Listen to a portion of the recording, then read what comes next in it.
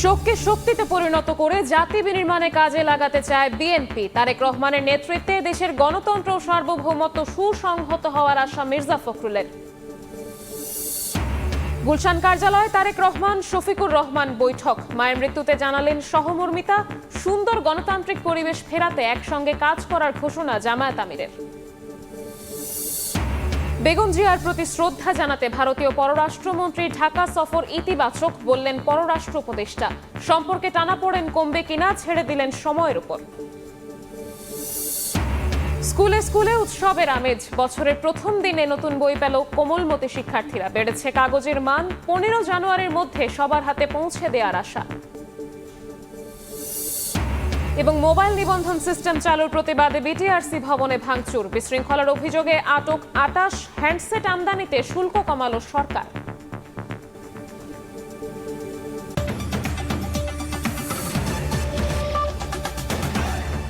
প্রবাসের সময়ের সঙ্গে আছি আমি শবনব নিবিড়। সংগ্রামী নেত্রী বেগম খালেদা জিয়াকে হারানোর শোককে শক্তিতে পরিণত করে জাতি বিনির্মাণে কাজে লাগাতে চায় বিএনপি। দলের নেতারা বলছেন, বেগম জিয়ার প্রতি মানুষের যে ভালোবাসা তা জাতীয়তাবাদী দলকে আরও শক্তিশালী করবে। তাদের আশা, তারেক রহমানের নেতৃত্বে সুসংহত হবে দেশের গণতন্ত্র।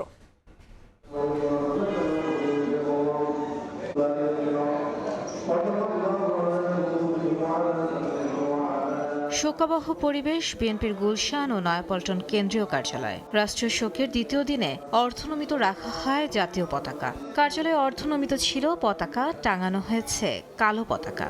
দিনভর চলে দোয়া মাহফিল। দুই কার্যালয়ে শোক বইতে স্বাক্ষর করেছেন বিভিন্ন রাজনৈতিক দল, ব্যবসায়ী নেতা সহ বিভিন্ন শ্রেণী পেশার মানুষ। শোক বইয়ে স্বাক্ষর করেছেন কয়েকটি দেশের প্রতিনিধিরাও। এ সময় বেগম জিয়ার ত্যাগ, রাষ্ট্র পরিচালনায় নানা সাফল্যের স্মৃতিচারণ করেন তারা। বাংলাদেশের বেসরকারি খাত আজকে যেখানে দাঁড়িয়ে আছে, এটা কখনোই সম্ভব হতো না যদি প্রেসিডেন্ট জিয়াউর রহমান এবং বেগম খালেদা জিয়া বেসরকারি খাতকে সামনে এগিয়ে না দিত। উনি প্রথম প্রধানমন্ত্রী যিনি ভ্যাট ইম্পোজ করলেন। আজকে দেখেন জাতীয় রাজস্ব আয়ের প্রধান উৎসই হচ্ছে কিন্তু ভ্যাট। সে যে মাটি মানুষের প্রতি যে ওয়াদা রক্ষা করেছে, সেখান থেকে আমাদের সকলের শিখবার আছে। তার মধ্যে অনুকরণীয় অনেক বিষয় ছিল, তার মধ্যে শিক্ষণীয় অনেক বিষয় ছিল। আগামীতে যিনি নেতৃত্ব দিবেন তার শরীরে শহীদ প্রেসিডেন্ট জিয়াউর রহমান বীরুত্তম এবং দেশনেত্রী খালেদা জিয়ার রক্ত আছে। বিএনপির মহাসচিব মির্জা ফখরুল ইসলাম আলমগীর বলেন, বেগম জিয়ার প্রতি মানুষের ভালোবাসা শক্তিশালী করবে দলকে। তারেক রহমানের নেতৃত্বেই স্বাধীনতা, সার্বভৌমত্ব, গণতন্ত্র সুসংহত হবে। স্থায়ী কমিটির সদস্য সালাউদ্দিন আহমেদ বলেন, শোককে শক্তিতে পরিণত করে জাতি বিনির্মাণে কাজে লাগাতে চায় বিএনপি। বাংলাদেশের জাতীয়তাবাদের যে দর্শন শহীদ প্রেসিডেন্ট জিয়াউর রহমান সাহেব দিয়ে গেছেন, সেটা দেশনেত্রী এবং খালেদা জিয়া সেই পতাকা তুলে ধরেছিলেন ওপরে, এবং স্বাধীনতার সার্বভৌমত্বের যে পতাকা সেটাও তিনি তুলে ধরেছিলেন। একইভাবে তারেক রহমান সাহেবও সেই পতাকা তুলেই জনগণকে সঙ্গে নিয়ে এই দেশের স্বাধীনতার সার্বভৌমত্বের জন্য তিনি কাজ করবেন। আমরা সত্যিকার অর্থে দেশনেত্রী বেগম খালেদা জিয়ার শোককে শক্তিতে পরিণত করতে চাই, কিন্তু এটা দলীয় ভিত্তিতে নির্বাচনের কাজে আমরা ব্যবহার করার মতো এত সংকীর্ণ আমরা নই। বৃহস্পতিবার বিকেল 4:30টায় গুলশান কার্যালয়ে আসেন বিএনপির ভারপ্রাপ্ত চেয়ারম্যান তারেক রহমান। সন্ধ্যায় তার সঙ্গে দেখা করতে আসেন জামায়াত ইসলামীর আমির ডক্টর শফিকুর রহমান। শোক বইয়ে স্বাক্ষর করেন তিনি। ঘণ্টাখানেকের বৈঠক শেষে ডক্টর শফিকুর রহমান জানান, দেশে সুন্দর গণতান্ত্রিক পরিবেশ ফিরিয়ে আনতে একসঙ্গে কাজ করবেন তারা। 5টা বছরের জন্য জাতির স্থিতিশীলতার স্বার্থে একটা সুন্দর পরিবেশ ফিরিয়ে আনার স্বার্থে আমরা সবাই মিলেমিশে ভালো কোনো চিন্তা করতে পারি কিনা, সেটাও আমাদের চিন্তা করা দরকার। দেশের স্বার্থে অতীতে আমরা একসাথে কাজ করেছি, আগামীতেও দেশের স্বার্থে ইনশাল্লাহ আমরা একসাথে কাজ করব। বিকেলেও তারেক রহমানকে সহমর্মিতা জানাতে একে একে গুলশান কার্যালয়ে আসেন সমাজ কল্যাণ উপদেষ্টা, পুলিশের মহাপরিদর্শক, ডিএমপি কমিশনার সহ বিভিন্ন রাজনৈতিক দলের নেতৃবৃন্দ। এছাড়া বিভিন্ন দেশের রাষ্ট্রদূতরা গুলশান কার্যালয়ে এসে তারেক রহমানকে সহমর্মিতা জানান। মায়ামুনা হায়দার চৌধুরী, সময় সংবাদ, ঢাকা। দাফনের পরদিনও আপোষহীন নেত্রী বেগম খালেদা জিয়ার সমাধিস্থলে ভিড় করেন সর্বস্তরের মানুষ, জানান ফুলেল শ্রদ্ধা। তার মহাপ্রয়াণে শোকে মুহ্যমান বাংলাদেশ। দেশনেত্রীর কবর জিয়ারত এবং তার আত্মার মাগফিরাত কামনায় দোয়া করেন আগতরা। বেগম জিয়ার আদর্শ ধারণ করে এগিয়ে যাওয়ার প্রত্যয় বিএনপি নেতাকর্মীদের। ভোরের আলো ফোটার সঙ্গে সঙ্গে রাজধানীর শেরে বাংলা নগরে জিয়া উদ্যানের বাইরে আসতে থাকেন সাধারণ মানুষ। তিনবারের প্রধানমন্ত্রী বেগম খালেদা জিয়ার সমাধিতে শ্রদ্ধা আর দোয়া করতে এসে রাষ্ট্রীয় নিয়মে অপেক্ষা করতে হয় তাদের। বৃহস্পতিবার সকাল 11টার দিকে খুলে দেওয়া হয় লেক রোডের পূর্ব এবং পশ্চিম প্রান্ত। সাধারণ মানুষ ছুটতে শুরু করেন গণতন্ত্র প্রতিষ্ঠায় আপসহীন নেত্রীর সমাধির দিকে। দুপুর 12টা নাগাদ পুরো উদ্যান খুলে দেওয়া হয় সর্বসাধারণের জন্য। নানা শ্রেণী পেশা আর বয়সের মানুষ জড়ো হন বেগম খালেদা জিয়ার সমাধির কাছে, শ্রদ্ধা জানান ফুল দিয়ে। কেউ এসেছেন একা, কেউ বা পরিবার সহ। দলগতভাবে করেন দোয়া আর মোনাজাত, কেউ বা প্রার্থনা করেন একাই। ওনার জন্য আমরা দোয়া করতেছি, আল্লাহ যেন ওনাকে জান্নাতুল ফেরদাউস নসিব করে, জান্নাতের উচ্চ মর্যাদা আল্লাহ দান করে। ছোটকাল থেকে তার ভালো লাগতো, কাছে আসছি ঢাকায় এর জন্য সুযোগে দেখার জন্য। সমাধির এক পাশেই তার আত্মার মাগফিরাত কামনায় চলে কোরআন তেলাওয়াত। একবার এসে ঘুরে গেছি, আমাদের তো দাফন তো আমরা করতে পারি নাই, সেটা একটা মনে কষ্ট। 41 দিন যাবত আমরা কোরআন তেলাওয়াত করার জন্য আমরা প্রতিদিনে এখানে আসব। ওনার যদি জীবনকে আমরা দেখি একটা মহাকালের সাথে তুলনা করা যায়, এটা মহাকালের সমাপ্তি ঘটলো আর কি। সমাধিতে শ্রদ্ধা জানানোর পর দেশের রাজনীতিতে বেগম জিয়ার অবদান নিয়ে স্মৃতিচারণ করেন বিএনপি নেতারা। ওনার সাথে অত্যন্ত ঘনিষ্ঠভাবে কাজ করে আল্লাহ পাক আমাকে সুযোগ দিয়েছিলেন। সেই সুযোগের মধ্যে ওনাকে দেখেছি ওনার দেশপ্রেম, স্বাধীনতা, সার্বভৌমত্বের সাথে কখনো আপোষ করে না। এত কাছে থেকে ওনার সাথে আমি কাজ করেছি। তারপর দেশের জনগণের জানমালের নিরাপত্তার ক্ষেত্রে তিনি আপোষহীন ছিলেন। 2025-এর শেষ সূর্যাস্তের সঙ্গে পূর্ণ রাষ্ট্রীয় মর্যাদায় বাংলাদেশ চিরবিদায় জানায় 4 দশকের বেশি সময় গণতন্ত্র প্রতিষ্ঠায় অবিচল থাকা বিএনপি নেত্রীকে। মুরসালিন হক জুনায়েদ, সময় সংবাদ, ঢাকা। পরীক্ষিত রাজনৈতিক ছায়া হারালো বিএনপি। বেগম খালেদা জিয়ার প্রয়াণে এখন সবচেয়ে বড় বাস্তবতা বিএনপির নতুন নেতৃত্ব ও ভবিষ্যৎ। বিশ্লেষকদের মতে নতুন নেতৃত্বের সামনে বড় চ্যালেঞ্জ দলের শৃঙ্খলা, নির্বাচন আর কূটনৈতিক টানাপোড়েন উত্তরণ। আব্দুল্লাহ শাফির প্রতিবেদন। বেগম খালেদা জিয়ার চলে যাওয়া বাংলাদেশের রাজনীতিতে এক মহাকালের সমাপ্তি, যে কাল জাতীয়তাবাদ, ধর্মীয় মূল্যবোধ ও গণতন্ত্রের প্রশ্নে আপোষহীন ছিল।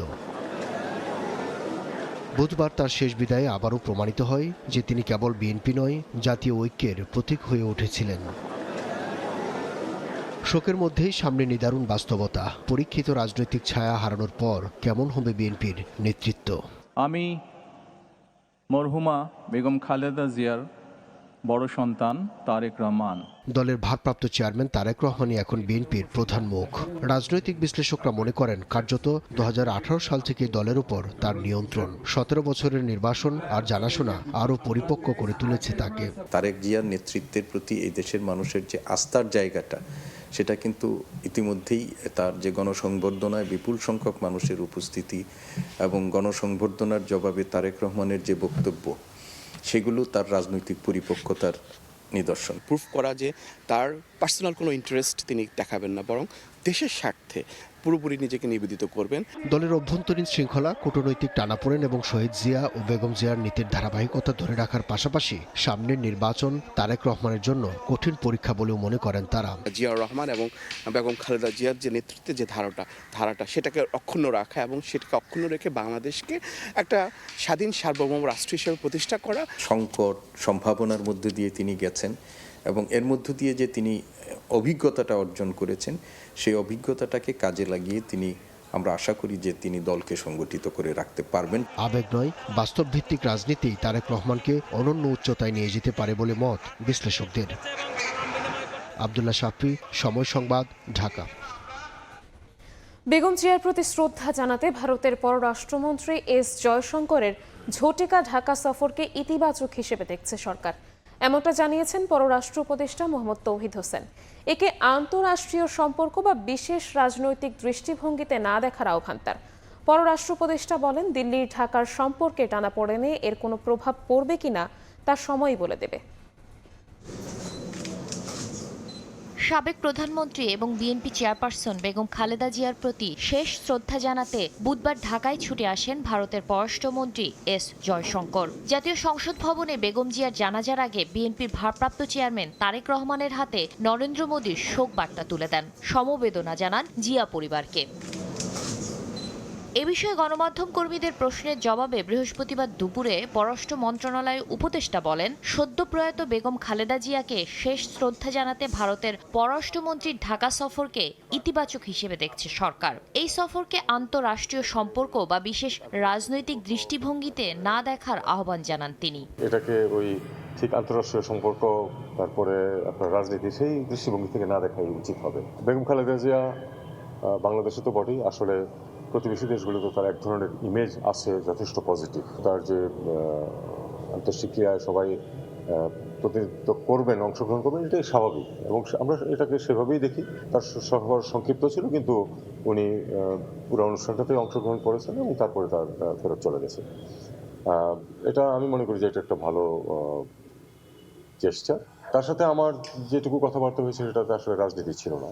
সাম্প্রতিক সময়ে দিল্লির সঙ্গে ঢাকার সম্পর্কে টানাপোড়েন কমবে কিনা এমন প্রশ্নের জবাবে তৌহিদ হোসেন বলেন, তা সময়ই বলে দেবে। এটার উত্তর আপনাদেরকে আগামীতে খুঁজতে হবে, আগামী দিনগুলিতে আপনারা দেখবেন যে কিরকম। এদিকে বৃহস্পতিবার দুপুরে দিল্লিতে অবস্থিত বাংলাদেশ হাই কমিশনে গিয়ে বেগম খালেদা জিয়ার মৃত্যুতে গভীর শ্রদ্ধা ও সমবেদনা জানান ভারতের প্রতিরক্ষা মন্ত্রী রাজনাথ সিং। এ সময় তিনি মিশনে সংরক্ষিত শোক বইয়ে লেখেন, সাবেক প্রধানমন্ত্রী ও বাংলাদেশ জাতীয়তাবাদী দলের চেয়ারপারসন বেগম খালেদা জিয়ার মৃত্যুতে ভারতের সরকার ও জনগণের পক্ষ থেকে আন্তরিক সমবেদনা। আরও লেখেন, ভারত বাংলাদেশ সম্পর্ক জোরদারে তার গুরুত্বপূর্ণ অবদান সবসময় স্মরণ করা হবে। শাকিলা শারমিন, সময় সংবাদ, ঢাকা। সারা দেশে স্কুলে স্কুলে উৎসবের আমেজ। বছরের প্রথম দিনই নতুন বই পেল কোমলমতি শিক্ষার্থীরা। রাজধানীর বিভিন্ন স্কুলে বই হাতে পায় শিক্ষার্থীরা। রাষ্ট্রীয় শোকের কারণে আনুষ্ঠানিকতা না থাকলেও বই পেয়ে উচ্ছ্বসিত ক্ষুদে শিক্ষার্থীরা। এবার বইয়ের মান আগের বছরের তুলনায় ভালো বলে জানান প্রাথমিক ও গণশিক্ষা উপদেষ্টা। নতুন বছরের সকালে হাতে নতুন বই, আনন্দটা তাই ঢের বেশি। রাষ্ট্রীয় শোকের কারণে উৎসবের আনুষ্ঠানিকতা না থাকলেও শিশুদের চোখে মুখে প্রাপ্তির প্রতিচ্ছবি। বৃহস্পতিবার সকালে রাজধানীর বিভিন্ন স্কুলে বিতরণ করা হয় বিনামূল্যের পাঠ্য বই। এক বছর পর আবারও নতুন বইয়ের দেখা পেয়ে উচ্ছ্বসিত ক্ষুদে শিক্ষার্থীরা। আমার এই বই পেয়ে অনেক ভালো লাগছে, নতুন বই পড়তে অনেক মজা লাগে। নতুন বছরে নতুন বই পেয়ে আমার অনেক ভালো লাগছে, তাও আবার নতুন স্কুলে। আমি ক্লাস 3-তে উঠলাম। আমি চাই পড়াশোনা করে দেশের সেবা করতে। আমাদের স্কুলটা পুরো নতুন, আমি নতুন বই পেয়েছি আর স্যার আমাদেরকে নতুন বই দিয়েছে। আমার ভবিষ্যতে পুলিশ হওয়ার স্বপ্ন, আমার বই পেয়ে অনেক ভালো লাগছে। রাজধানীর আগারগাঁওয়ে আবুল বাশার সরকারি প্রাথমিক বিদ্যালয়ে যান প্রাথমিক ও গণশিক্ষা উপদেষ্টা। অনুষ্ঠানে সাবেক প্রধানমন্ত্রী বেগম খালেদা জিয়ার প্রতি শ্রদ্ধা জানাতে পালন করা হয় 1 মিনিটের নীরবতা। পরে উপদেষ্টা জানান, এবার প্রথম দিনেই প্রাথমিকের 100% বই পেয়েছে শিক্ষার্থীরা, আর বইয়ের মানও আগের বছরের চেয়ে ভালো। জানুয়ারির প্রথম তারিখে বাংলাদেশের প্রতিটি স্কুলে প্রাথমিক শিক্ষার্থীদের 100% বই বিতরণ করতে পারছি। এগুলোর মান নিশ্চিতভাবেই ভালো, খালি চোখেই ধরা পড়বে সেটা। ফলে এটা একটা, আমি মনে করি, বর্তমান সরকারের একটা গুরুত্বপূর্ণ অর্জন। এদিকে মাধ্যমিকের 60% বই ছাপার কাজ শেষ হয়েছে।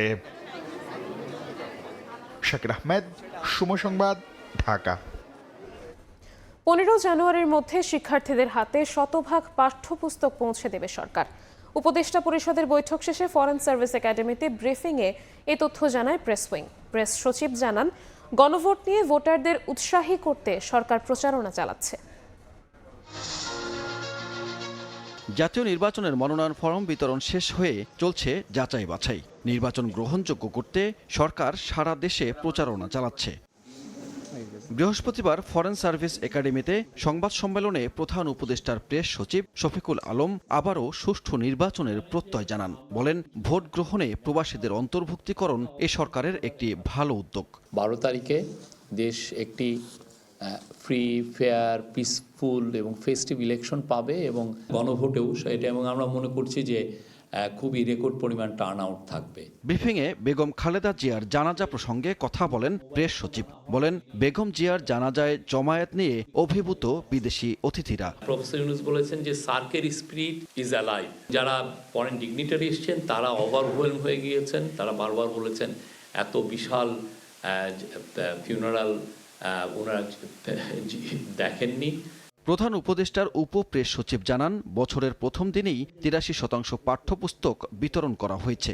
আগামী 15 জানুয়ারির মধ্যে সব পাঠ্যপুস্তক শিক্ষার্থীদের হাতে তুলে দেওয়া হবে। গত 5 বছরে কখনোই মার্চের আগে সম্পূর্ণ বই শিক্ষার্থীদের হাতে তুলে দেওয়া সম্ভব হয়নি। সরকার এবার আশা করছে যে 15 জানুয়ারির মধ্যে এই কাজটা সম্পন্ন করা হবে। জুলাই শহীদ 8 জনের লাশ শনাক্ত করা হয়েছে। চট্টগ্রাম বন্দরের জাহাজ ও কন্টেইনার হ্যান্ডেলিং বেড়েছে। ধূমপান বিরোধী আইন সংশোধন করা হয়েছে বলেও জানানো হয় সংবাদ সম্মেলনে। সানবীর রূপল, সময় সংবাদ, ঢাকা। দক্ষিণ এশীয় ঐক্য আর সার্ককে পুনরুজ্জীবিত করার আহ্বান জানিয়েছেন প্রধান উপদেষ্টা ডক্টর মোহাম্মদ ইউনূস। ঢাকায় অবস্থানরত সার্কভুক্ত দেশগুলোর শীর্ষ প্রতিনিধিদের সঙ্গে বৈঠকে তিনি আহ্বান জানান।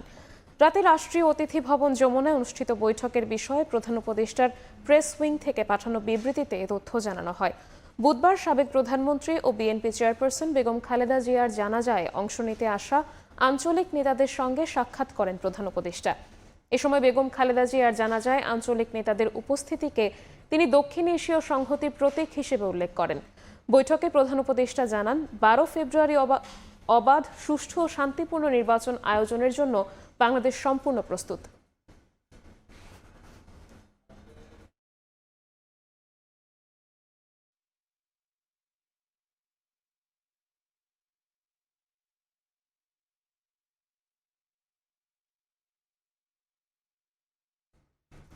বাংলাদেশের আসন্ন জাতীয় সংসদ নির্বাচন নিয়ে চীনের অবস্থানকে আন্তরিকভাবে স্বাগত জানিয়েছে ঢাকা। বৃহস্পতিবার পররাষ্ট্র মন্ত্রণালয় থেকে দেওয়া এক প্রেস বিজ্ঞপ্তিতে এ তথ্য জানানো হয়। বিজ্ঞপ্তিতে বাংলাদেশের নির্বাচনকে অভ্যন্তরীণ বিষয় হিসেবে উল্লেখ করায় চীনের প্রতি কৃতজ্ঞতা প্রকাশ করেছে বাংলাদেশ। সুষ্ঠু ও সুন্দর নির্বাচন আয়োজনে চীনের শুভকামনাকে গুরুত্বের সঙ্গে দেখছে অন্তর্বর্তী সরকার। বিবৃতিতে আরও জানানো হয়, বাংলাদেশ ও চীনের বন্ধুত্বপূর্ণ সম্পর্ক বর্তমানে আরও শক্তিশালী হয়েছে। সেই সঙ্গে এক চীন নীতির প্রতি বাংলাদেশের যে দৃঢ় অঙ্গীকার রয়েছে তা পুনর্ব্যক্ত করেছে ঢাকা। দুই দেশের পারস্পরিক সহযোগিতা সামনের দিনগুলোতে দ্বিপক্ষীয় সম্পর্ককে নতুন উচ্চতায় নিয়ে যাবে বলে আশা করা হচ্ছে।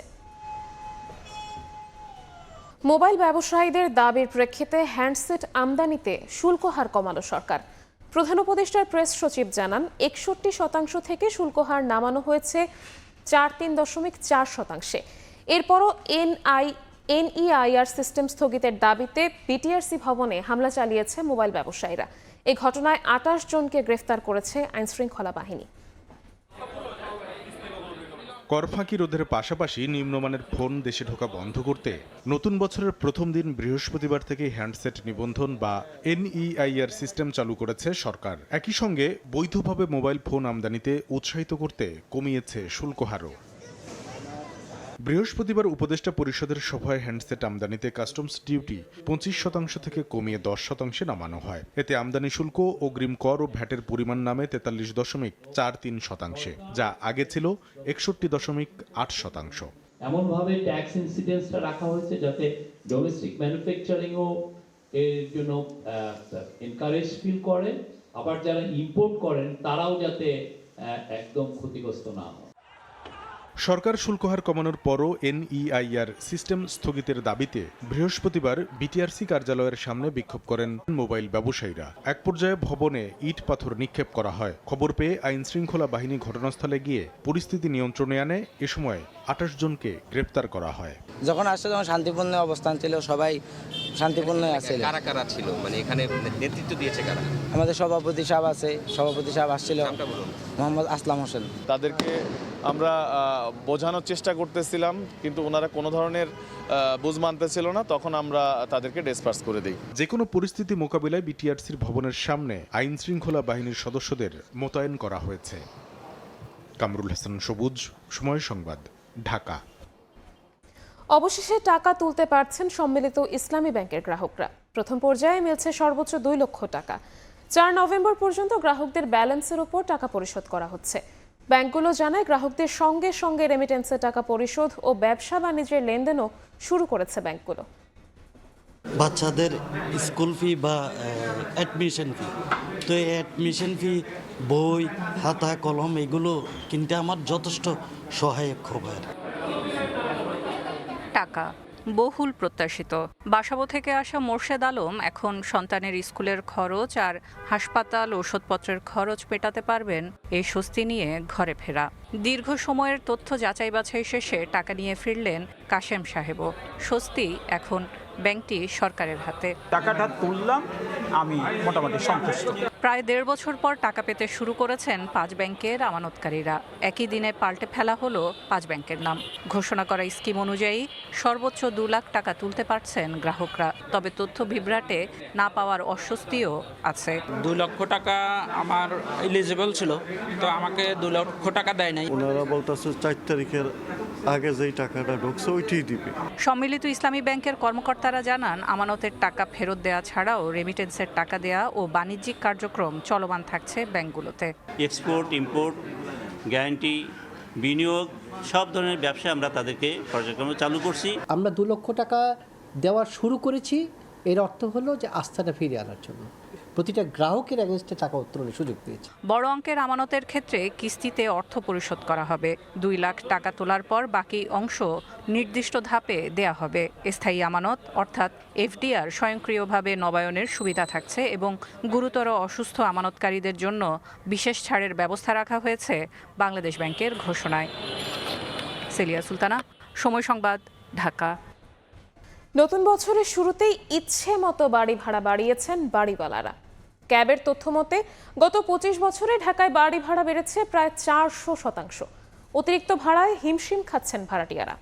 আয় ব্যয়ের হিসাব মেলাতে না পেরে স্ত্রী সন্তানদের গ্রামের বাড়ি পাঠিয়ে দিতে বাধ্য হচ্ছেন অনেকে। সমস্যা সমাধানে ভাড়া নির্ধারণে সুনির্দিষ্ট নীতিমালা তৈরির তাগিদ হাইকোর্টের। নয়ন আহমেদের ক্যামেরায় নাইম হাসানের রিপোর্ট। রাজধানীর মিরপুরের বাসিন্দা আব্দুল আউয়াল 15,000 টাকা বেতনে চাকরি করেন তৈরি পোশাক কারখানায়। ছোট্ট একটি কক্ষে স্ত্রী সন্তান নিয়ে বসবাস। বেতন না বাড়লেও নতুন বছরে 1,000 টাকা ভাড়া বাড়ায় আয় ব্যয়ের হিসাব মেলাতে পারছেন না আউয়াল দম্পতি। বেতন মনে করেন যে 15,700, বাসা ভাড়ায় 5,000 টাকা জায়গা, বাড়িতে দেওয়ার লাগে না, মা বাপ আছে। মাত্র 72 স্কোয়ার ফিটের এই রুমটির ভাড়া 4,500 টাকা। এর মধ্যে বছর শেষ হওয়ার আগেই ভাড়া বৃদ্ধির নোটিশ। বাড়িওয়ালার সাফ কথা, পোষালে থাকো নয়তো বিদায় হও। পুরো রাজধানীতেই বছর শেষ হওয়ার আগেই ভাড়া বৃদ্ধির নোটিশ পেয়েছেন ভাড়াটিয়ারা, যা কার্যকর হবে বছরের প্রথম দিন থেকেই। বাড়িওয়ালা বলছে যে জানুয়ারি থেকে 2,000 টাকা ভাড়া বাড়াইতে হবে। বললাম যে আমাদের তো ইনকাম সোর্স কম, বললো যদি সম্ভব হয় থাকবেন, না হলে চলে যাবেন। নতুন বছরে আমার বেতন বাড়ে নাই, কিন্তু বাসা ভাড়া ঠিকই বাড়িয়েছে আর কি। মেট্রো রেল ও শিক্ষা প্রতিষ্ঠানের কাছাকাছি এলাকায় 3,000 টাকা পর্যন্ত ভাড়া বাড়িয়েছেন বাড়ির মালিকরা। বাড়ি ভাড়ার চাপে পরিবার নিয়ে একসঙ্গে থাকতে পারছেন না অনেকে। যে ইনকাম করি এটা দিয়ে তো শহরের লেখাপড়া ছেলে সন্তানদের আমি করাতে পারবো না। এই জন্য আমার বাচ্চারা আমি বাড়ি রেখে আছি। কেন বছর ঘুরলেই বাড়ি ভাড়া বাড়ান বাড়িওয়ালারা? গ্যাস, পানি, বিদ্যুৎ বিল এগুলা বৃদ্ধি পায়, এগুলা আমরা বাড়াই। ইচ্ছে মতো বাড়ি ভাড়া বৃদ্ধি ঠেকাতে সুনির্দিষ্ট নীতিমালা তৈরির তাগিদ আইনজীবীদের। এ নিয়ে উচ্চ আদালতেও রিট হয়েছে। কিসের ভিত্তিতে ভাড়া নির্ধারিত হবে? আমরা বলেছি যে একটি নীতিমালা করে দাও, যেই বাড়িটা যতগুলি ক্রাইটেরিয়া টাচ করে ওই অনুপাতের ভাড়া নির্ধারিত হবে। ক্যাবের তথ্য অনুযায়ী গত 25 বছরে ঢাকায় বাড়ি ভাড়া বেড়েছে প্রায় 400%।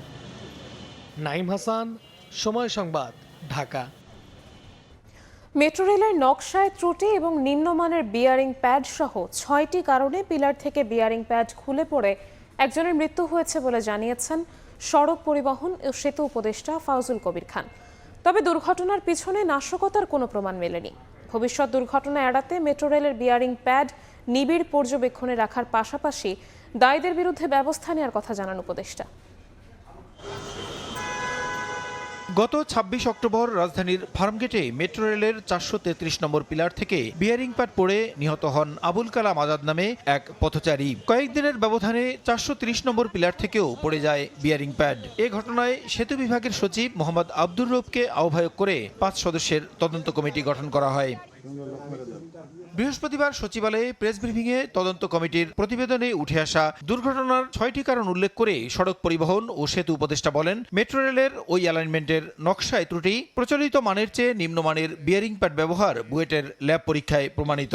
বিয়ারিং প্যাডের হার্ডনেস, কম্প্রেশন সেট ও নিওপ্রিন কন্টেন্ট প্রচলিত স্ট্যান্ডার্ড অনুযায়ী সঠিক ছিল না বলে কমিটির নিকট প্রতীয়মান হয়। ভায়াডাক্টের অ্যালাইনমেন্ট সোজা অংশ ও বৃত্তাকার অংশের মধ্যে কোনো ধরনের ট্রানজিশন কার ব্যবহার হয়নি।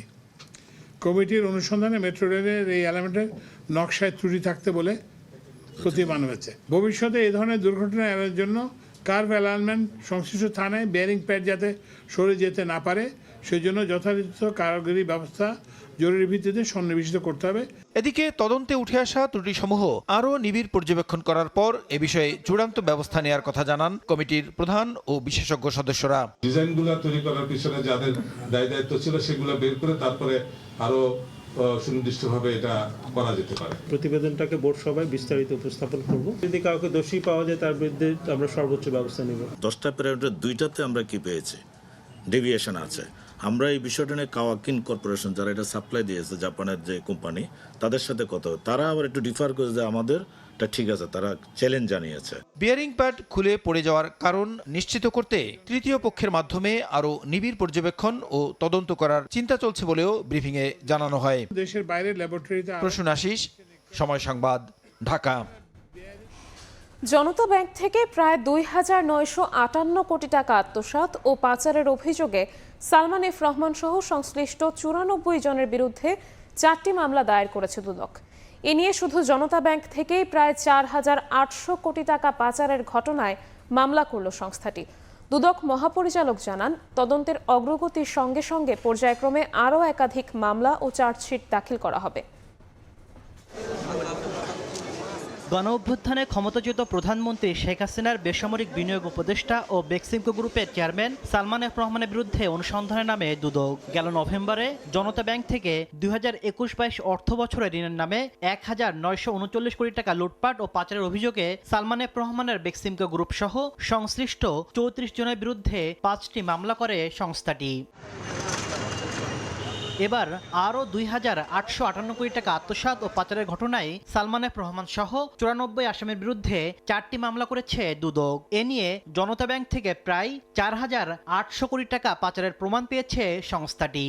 বেক্সিমকো গ্রুপ, জনতা ব্যাংক এবং অন্যান্য যে সিস্টার কনসার্ন সেই মালিক প্রতিষ্ঠানে যারা স্বত্বাধিকারী রয়েছেন তাদের সকলের বিরুদ্ধে 4টি মামলা রুজু করা হয়েছে। এই 4টি মামলায় আত্মসাৎকৃত অর্থের পরিমাণ হচ্ছে ২,৮৫৭,১৩,১২,৯৪১.৩৫ কোটি টাকা।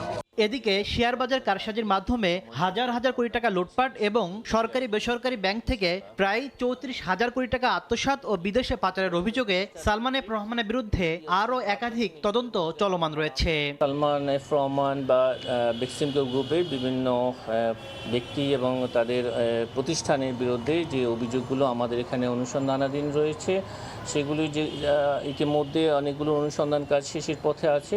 এদিন ১৮.৫ কোটি টাকার অবৈধ সম্পদ অর্জনের অভিযোগে চট্টগ্রাম সিটি কর্পোরেশনের ৩৯ নম্বর দক্ষিণ হলিশহর ওয়ার্ডের সাবেক কাউন্সিলর জিয়াউল হক সুমন ও তার স্ত্রীর বিরুদ্ধে মামলা করেছে দুদক।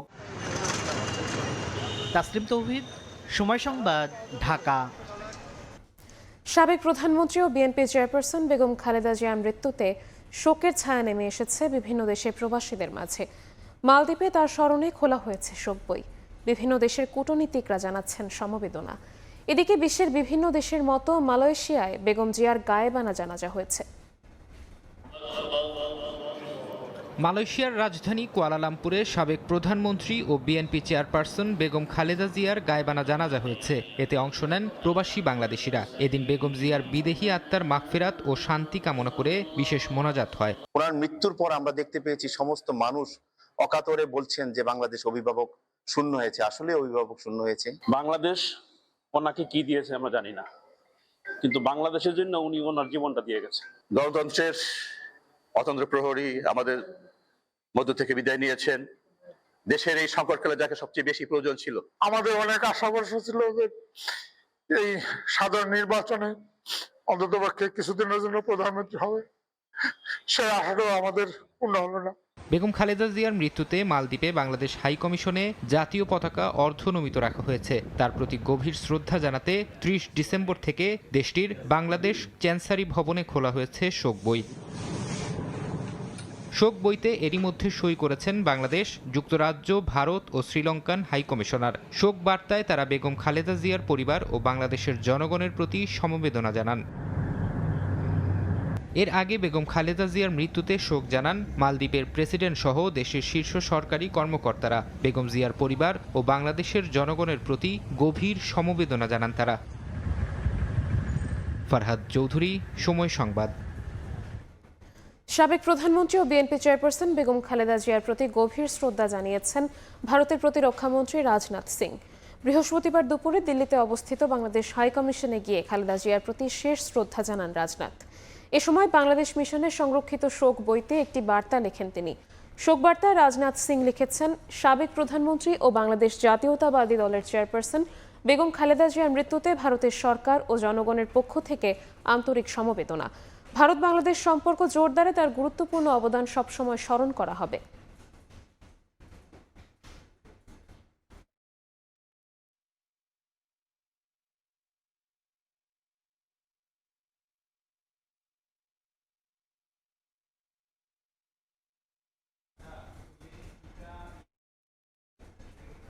যুক্তরাষ্ট্র প্রবাসী বাংলাদেশিদের নতুন প্রজন্মের সাফল্যের প্রসার বাড়ছে দিন দিন। অন্যদের তুলনায় বাংলাদেশে আমেরিকার নতুন প্রজন্ম আরও এগিয়ে যাবে বলে আশা সংশ্লিষ্টদের। তাদের উৎসাহ যোগাতে লস অ্যাঞ্জেলেসে অনুষ্ঠিত হলো ইঞ্জিনিয়ার সারা হকের গ্র্যাজুয়েশন উত্তর সংবর্ধনা অনুষ্ঠান। সম্প্রতি যুক্তরাষ্ট্রের বিখ্যাত ইউনিভার্সিটি অফ ক্যালিফোর্নিয়া ডেভিস থেকে সিভিল ইঞ্জিনিয়ারিংয়ে গ্র্যাজুয়েশন সম্পন্ন করেন সারা হক। অনুষ্ঠানে বিপুল সংখ্যক প্রবাসী বাংলাদেশি অংশগ্রহণ করেন।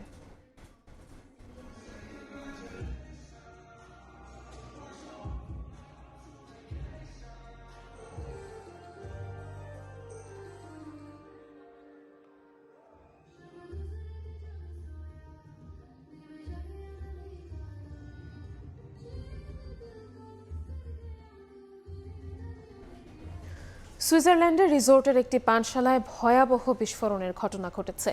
এখন পর্যন্ত 40 জন নিহতের তথ্য জানিয়েছে স্থানীয় গণমাধ্যম। আহত হয়েছেন 100-র বেশি মানুষ। তাদের মধ্যে বেশিরভাগের অবস্থা আশঙ্কাজনক। সংশ্লিষ্টরা বলছেন এটি কোনো হামলা নয়, তবে আগুনের কারণ জানতে তদন্ত চলছে। আনন্দ রূপ নিল বিষাদে। বৃহস্পতিবার স্থানীয় সময় রাতে সুইজারল্যান্ডের বিলাসবহুল স্কি রিসোর্ট শহর ক্রাস মন্টানার একটি জনপ্রিয় পানশালায় ভয়াবহ বিস্ফোরণ ঘটে। হতাহত হন বহু মানুষ। স্থানীয় গণমাধ্যমের তথ্য অনুসারে নতুন বছর উদযাপন করতে লে কনস্টেলেশন নামের ওই পানশালায় জড়ো হন বহু মানুষ। আগুন দ্রুত ছড়িয়ে পড়লে ভেতরে আটকা পড়েন অনেকে। পুলিশ জানায় এখনও সুনির্দিষ্ট মৃতের সংখ্যা নিশ্চিত করা যায়নি। আহতদের বেশিরভাগই মারাত্মক দগ্ধ হয়েছেন বলে জানা গেছে। বিস্ফোরণের পর ঘটনাস্থলে মোতায়েন করা হয় 10টি হেলিকপ্টার, 40টি অ্যাম্বুলেন্স এবং 150 জন উদ্ধারকর্মী। স্থানীয় হাসপাতালের আইসিইউ পূর্ণ হয়ে যাওয়ায় রোগী অন্য স্থানে সরিয়ে নেওয়া হয়। পুরো এলাকা নিরাপত্তার চাদরে ঘিরে রাখা হয়েছে। একই সঙ্গে জারি করা হয়েছে নো ফ্লাই জোন। সংশ্লিষ্টরা বলছেন এটি কোনো হামলা নয়, তবে আগুনের কারণ জানতে তদন্ত চলছে। বিভিন্ন দেশের নাগরিকরা এতে ক্ষতিগ্রস্ত হয়েছেন বলে নিশ্চিত করেছে তারা। এছাড়া নিহতদের শনাক্ত করতে সময় লাগবে বলেও জানানো হয়েছে। নাদিম মারজান, সময় সংবাদ। মিয়ানমারের রাজধানী নেপিদোর দক্ষিণাঞ্চলে বিদ্রোহী গোষ্ঠীর সিরিজ হামলায় অন্তত 40 জান্তা সেনা নিহত হয়েছেন। বৃহস্পতিবার হামলার বিষয়টি জানায় স্থানীয় গণমাধ্যম। প্রতিবেদনে বলা হয়, মঙ্গলবার স্থানীয় সময় সকালে বাগো অঞ্চলে সেনাদের ক্যাম্পে প্রথম দফা হামলা চালায় বিদ্রোহী গোষ্ঠী। এ সময় সেখানে কয়েকজন নিহত হন। একই দিন আরও 2টি স্থানে বিদ্রোহী গোষ্ঠীর হামলায় বেশ কয়েকজন সেনা প্রাণ হারান। জব্দ করা হয় বিপুল পরিমাণ গোলাবারুদ। দিনভর দুপক্ষের মধ্যে ব্যাপক গোলাগুলি হয়েছে বলে গণমাধ্যমে জানান বাসিন্দারা। ভয়ে অনেকে গ্রাম ছেড়ে পালিয়ে গেছেন বলে জানা গেছে।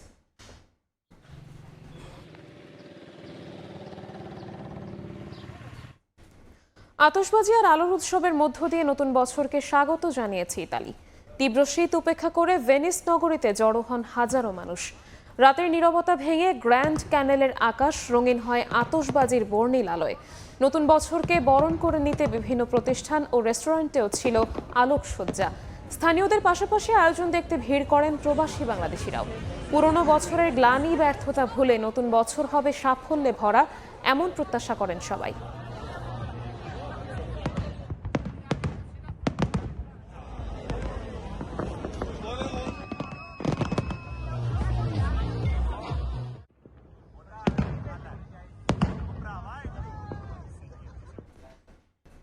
ক্রিকেটে ব্যস্ত এক বছর পার করতে যাচ্ছে বাংলাদেশ। ফেব্রুয়ারি মার্চে টি-20 বিশ্বকাপ তো আছেই, বছর জুড়ে রয়েছে হাই ভোল্টেজ সিরিজও। অস্ট্রেলিয়া, নিউজিল্যান্ড ও পাকিস্তানের মতো দল সফরে আসবে, আবার টাইগাররা খেলতে যাবে সাউথ আফ্রিকা ও অস্ট্রেলিয়ার কন্ডিশনেও। দ্বিপাক্ষিক সিরিজে থাকবে মোট 10টি টেস্ট এবং 12টি টি-20। আর ভারত দল বাংলাদেশ সফরে এলে মোট ওয়ানডে ম্যাচ হবে 23টি। আন্তর্জাতিক ক্রিকেটে 3 ফরম্যাটের সিরিজ ও ফ্র্যাঞ্চাইজি টুর্নামেন্ট মিলিয়ে এ বছরটায় মহা ব্যস্ত থাকতে হবে বাংলাদেশি ক্রিকেটারদেরও। 7 ফেব্রুয়ারি থেকে 8 মার্চ পর্যন্ত ভারত শ্রীলঙ্কার যৌথ আয়োজনে চলবে ওয়ার্ল্ড টি-20-র মহাযজ্ঞ। বিশ্ব আসরের পরও বিশ্রামের সুযোগ নেই। টি-20 বিশ্বকাপের পরই পাকিস্তানের বিপক্ষে হোম সিরিজ। পিএসএল এর কারণে সিরিজটা হতে পারে 2 ভাগে, 2 টেস্ট এবং 3টি করে ওয়ানডে ও টি-20 খেলতে 2 ধাপে বাংলাদেশ সফরে আসতে পারে পাকিস্তানিরা। এপ্রিলের শেষ দিকে টাইগারদের ডেরায় আসবে নিউজিল্যান্ড। কিউইদের বিপক্ষে সিরিজে থাকবে 3টি করে ওয়ানডে ও টি-20। হোয়াইট বল ট্যুরে সমান সংখ্যক ম্যাচ খেলতে জুনের শুরুতে আসবে মাইটি অস্ট্রেলিয়াও। জুলাইয়ে জিম্বাবুয়ে সফরে গিয়ে 2 টেস্ট ও 5 ওয়ানডে খেলবে ফিল সিমন্সের শিষ্যরা। আর আগস্টের শুরুতে যাবে আয়ারল্যান্ডে, সেখানে রয়েছে 3টি করে ওয়ানডে ও টি-20। আবার আগস্টেই অপেক্ষা করছে ঐতিহাসিক অস্ট্রেলিয়া সফর। 2 ম্যাচ টেস্ট সিরিজ খেলতে দেশটিতে যাবে বাংলাদেশ দল। সেপ্টেম্বরে গিয়ে দম ফেলার ফুরসত পাবেন ক্রিকেটাররা। পরের সিরিজটা অক্টোবরে। সে মাসের মাঝামাঝি সময়ে লঙ্গার ফরম্যাটের ম্যাচ খেলতে আসার কথা ওয়েস্ট ইন্ডিজ দলের। ক্যারিবীয়দের বিপক্ষে থাকবে 2 ম্যাচ টেস্ট সিরিজ। নভেম্বরে আবার অ্যাওয়ে সিরিজ, আবারও আফ্রিকা সফরে যাবে দল, তবে এবার সাউথ আফ্রিকায়। প্রোটিয়াদের ঘরের মাঠে 2টি টেস্ট এবং 3টি ওডিআই খেলবে টাইগাররা। ডিসেম্বরের শুরুতে দেশে ফেরার মধ্য দিয়ে 2026 সালে আন্তর্জাতিক ক্রিকেটের ব্যস্ততা শেষ হবে বাংলাদেশ ক্রিকেট দলের। বছরে মোট টেস্ট 10টি, যার মধ্যে 8টি টেস্ট চ্যাম্পিয়নশিপের অংশ। ওয়ানডে রয়েছে 20টি। তবে গত বছরের স্থগিত হওয়া সিরিজ খেলতে ভারত দল বাংলাদেশে আসলে এবছর ওডিআই ম্যাচ সংখ্যা হবে 23টি। আর বিশ্বকাপ বাদ দিলে বছরে টি-20 ম্যাচ 12টি। মাকসুম আলম খান, সময় সংবাদ, ঢাকা। সরকার পরিবর্তন হলে ক্রিকেট বোর্ডের বর্তমান কমিটি টিকবে না। ক্রিকেট পাড়ায় এমন কথা শোনা গেলেও এসব নিয়ে খুব একটা ভাবতে চান না ফারুক আহমেদ। নীতি নির্ধারকরা চাইলে কাজ চালিয়ে যাবেন, না হলে সরে যাবেন পিসিবি থেকে। তবে বর্তমান সভাপতিকে স্বাধীনভাবে কাজ করতে দেওয়ার অনুরোধ করেছেন বোর্ডের ভাইস প্রেসিডেন্ট। বিস্তারিত জানাচ্ছেন সাজিদ মুস্তাহিদ। আপনাদের বোর্ডটা আসলে দায়িত্ব নিয়েছে 6 অক্টোবর ইলেকশন হয়েছে। সামনে আমরা জানি যে ফেব্রুয়ারিতে ন্যাশনাল ইলেকশন আছে, অলরেডি তফসিল ঘোষণা হয়ে গেছে। অনেকেই বলছে, স্পোর্টসের সাথে সংশ্লিষ্ট যারা, অনেকেই বলেন যে ইলেক্টেড গভর্নমেন্ট আসলে এই ক্রিকেট বোর্ড বা এই কমিটিটা থাকবে না, ভেঙে দিয়ে হয়তো নতুন কমিটি করা হবে। এটার ব্যাপারে আমি খুব বেশি বলতে পারবো না যে নতুন গভর্নমেন্ট আসলে তারা কি করবে। বাট আমার কাছে মনে হয় যে দেখেন, ভেঙে দিল, আমি চলে গেলাম, আমি আর কিছুই পাইলাম না, আমি সারাদিন বসে বসে খালি প্লট করবো কেমনি আবার আসা যায় না। এটা আমি আমারটা বলতে পারি, আমার এখানে কিচ্ছু হবে না। মানে I am not bothered, because আপনি যদি আমার থেকে কোনো সার্ভিস না চান, আমার যেই কি বলে, আমার যেই এতদিনের যে এক্সপিরিয়েন্স গ্যাদার করেছি ক্রিকেটে, অ্যান্ড মানুষ বলে আমি চিফ সিলেক্টর হিসাবে খুবই ভালো কাজ করেছি, সো ডেফিনেটলি আমি বাংলাদেশ ক্রিকেটের জন্য কিছু একটা, মানে I M a soldier Bangladesh ক্রিকেটের জন্য, তাই না? সো ওইটা যদি আপনি আমার থেকে চান, আমি আমার ক্যাপাসিটিতে আপনাকে হেল্প করবো। আপনি না চান, দ্যাটস ইওর প্রবলেম। এটা আপনার জন্য কতটা আসলে পীড়াদায়ক ফারুক ভাই, যে আপনি তো ক্লাব ক্রিকেট খেলি, তো আপনার উত্থান, ক্লাব ক্রিকেটের অবদানটা কিন্তু অনেক আমাদের দেশের ক্রিকেটে, কিন্তু এই ক্লাব ক্রিকেটে এখন কিছুটা আসলে আমরা দেখছি যে থমকে আছে, অনেকগুলো ক্লাব অংশ নিতে চাচ্ছে না। ক্লাবগুলো খেললে খুব ভালো হতো, নাথিং লাইক ইট। আপনি যেটা বলেছেন যে 100% একমত যে ক্লাব ক্রিকেট আমাদের ক্রিকেটকে এই পর্যন্ত এনেছে। কিন্তু আমি আবার যদি আপনি যেমন 2000 যখন আমরা টেস্ট স্ট্যাটাস পেলাম, তখন থেকে কিন্তু চেষ্টা হচ্ছে যে আমাদের আঞ্চলিক ক্রিকেট সংস্থা করা, ওই যাতে আরও অনেক মানুষ ইনভলভ হয়। অনেক ট্যালেন্ট হয়তো আপনি চিটংয়ে আছে, ময়মনসিংহে আছে, রাজশাহীতে আছে, যারা ঢাকা পর্যন্ত আসতে পারে না, কিন্তু আপনি যদি ওদের প্রপার ফ্যাসিলিটি ওখানে ওরা পেতো, ওখান থেকে কিন্তু আপনার উঠতে পারতো। সো এই ব্যাপারে আমি ক্রিকেট বোর্ডে থাকি না থাকি, যেই আসুক, ওই আঞ্চলিক ক্রিকেটটা যে বলি আমি আরও ছড়িয়ে দেওয়া, ওই জিনিসটা চালু করা উচিত। ডিসেন্ট্রালাইজ করার যে ইয়েটা, সেটা কিন্তু আমরা ওইভাবে দেখছি না। দু একটা বিচ্ছিন্ন টুর্নামেন্ট হচ্ছে, কিন্তু আমরা এখনও খোঁজ নিয়ে দেখি যে শীতের মৌসুম চলছে, খেলার মৌসুম এখনও দেশের অনেক জেলাতে কিন্তু জেলা লিগটা এখনও শুরু হয়নি বা চলছে না। রিজিওনাল ক্রিকেট অ্যাসোসিয়েশন এগুলো কিন্তু কনসেপ্টে খাতা কলমই আছে, but I am sure Aminul Islam infrastructure development যেসব দেশে কিছু নাই, ওসব দেশকেও সে অনেক দূর কাজ করেছে। সে তার হাত ধরে আমার মনে হয় এই জিনিসগুলো সে যদি আরেকটু সময় পায়, এই জিনিসগুলো যেমন সে যদি ঠিক করে দিয়ে যেতে পারে, আর ইনফ্রাস্ট্রাকচারটা আমাদের যেটাতে তার I am sure he so experience in this, মানে তারাতে ছেড়ে দেওয়া হলে আমার মনে হয় সেইখানে খুব ভালো কাজ করতে পারে।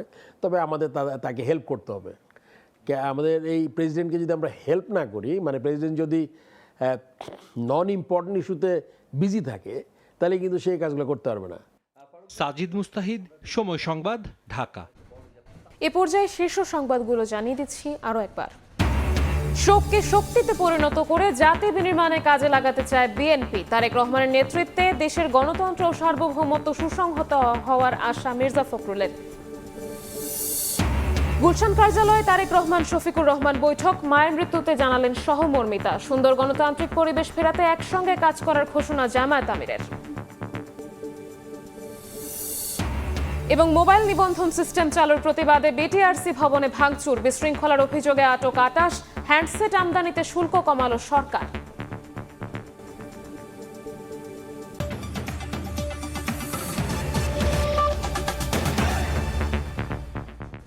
এ ছিল প্রবাসী সময়ে, সঙ্গেই থাকুন সময়।